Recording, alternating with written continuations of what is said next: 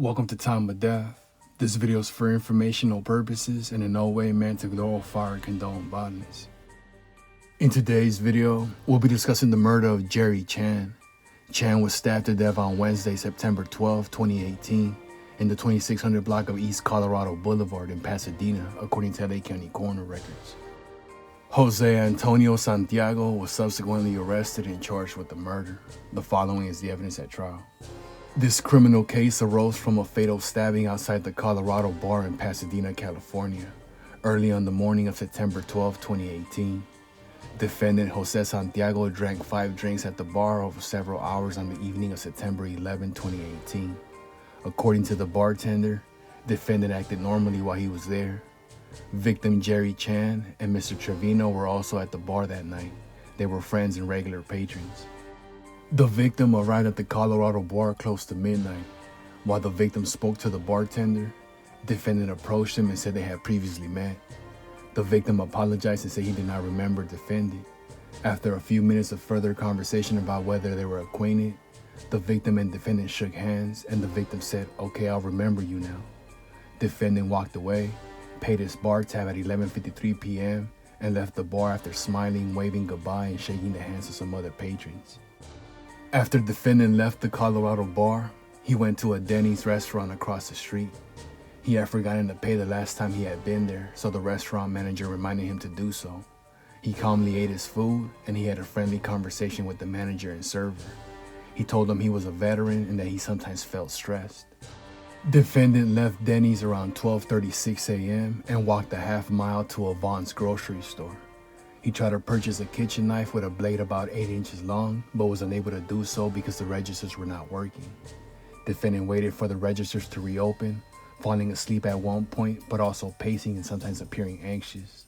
When the registers reopened at 1:15 a.m., defendant bought the knife. He told the cashier to hurry because he had a woman waiting for him to cook using the knife. Meanwhile, at the Colorado bar, the bartender announced the last call for drinks around 1:30 a.m.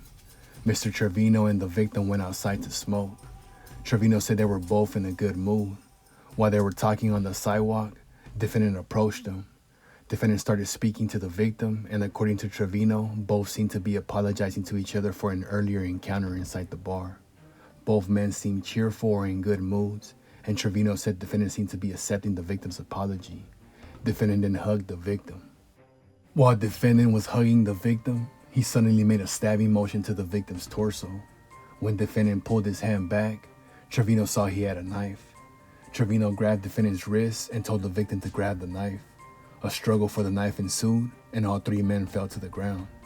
Defendant said something to the victim like, "That's what you get for talking to me like that." During the struggle, the knife lodged in Trevino's thigh. A passerby intervened to assist Trevino in maintaining control of defendant.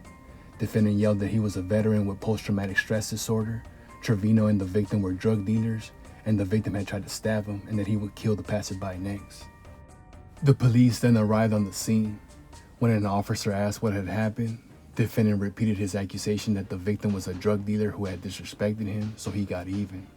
Defendant further explained that the victim had threatened to hurt him, so he went to Vaughn's, bought a knife, and confronted the victim. Defendant also told the officer that he was a disabled veteran who had served in the United States Army during the Vietnam War. The victim died from the stab wound defendant had inflicted. Trevino recovered, but he had surgery, was in the hospital for about a week, and had to use a walker for about a month. The police did not uncover any evidence that either Trevino or the victim dealt drugs. Defendant was charged in the second amended information with Count 1, the murder of Jerry Chan, Count 2, the attempted murder of Trevino, and Count 3, assault with a deadly weapon on Trevino. The information alleged defendant personally used a deadly and dangerous weapon, a knife, as to counts 1 and 2. Following the trial, the jury found defendant guilty of first-degree murder in the killing of Chan and found the weapon use allegation true. They also convicted him of assault with a deadly weapon on Trevino and found the great bodily injury allegation true. The jury acquitted defendant of the attempted murder of Trevino.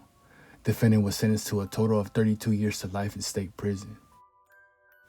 Jerry Chan was 42 years old at the time of death.